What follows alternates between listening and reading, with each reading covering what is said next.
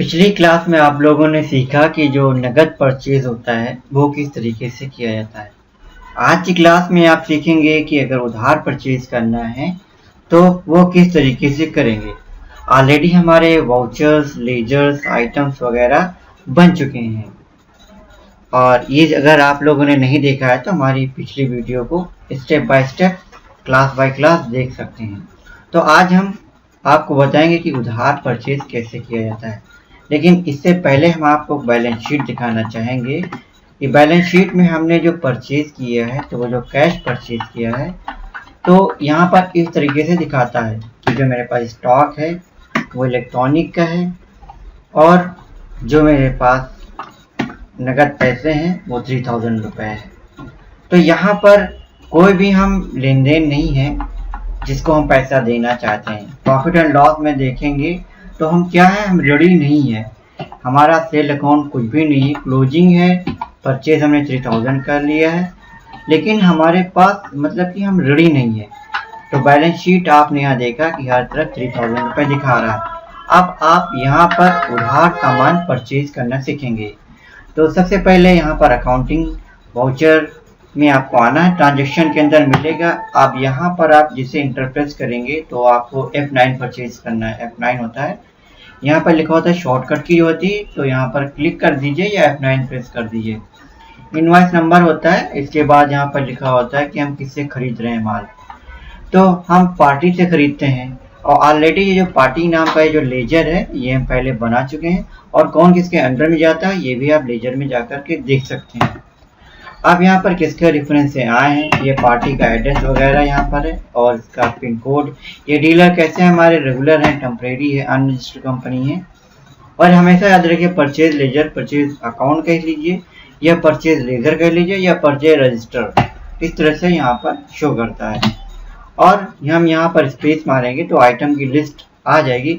यहाँ पर हमने सिर्फ 2 ही आइटम क्या किए हैं, हमने बनाए हैं, तो 2 आइटम दिखाए। लेकिन जहाँ पर आप काम कर रहे होंगे या काम करेंगे तो आप बहुत सारे आइटम क्रिएट कराएंगे।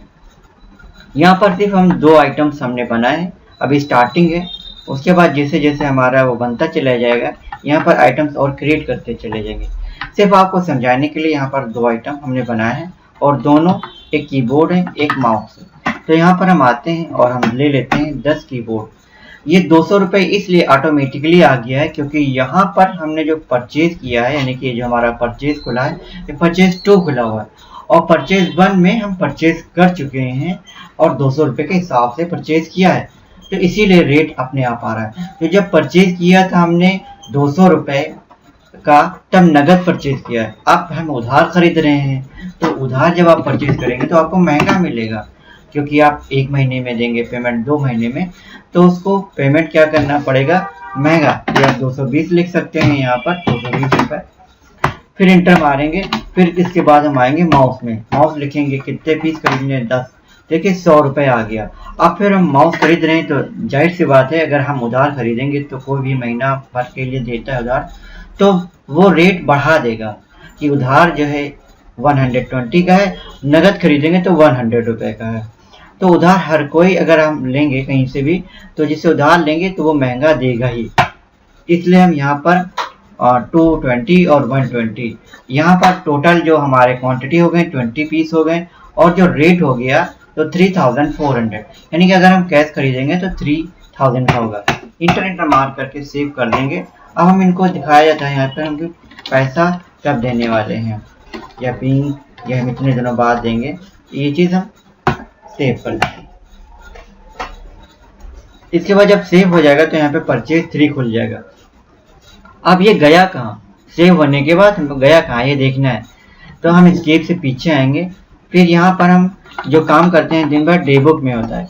डे बुक में हमने परचेज किया था, एक बार परचेज किया तो आप यहाँ देख रहे हैं कि कैश परचेज किया, दूसरा बार परचेज किया तो अपनी पार्टी से परचेज किया।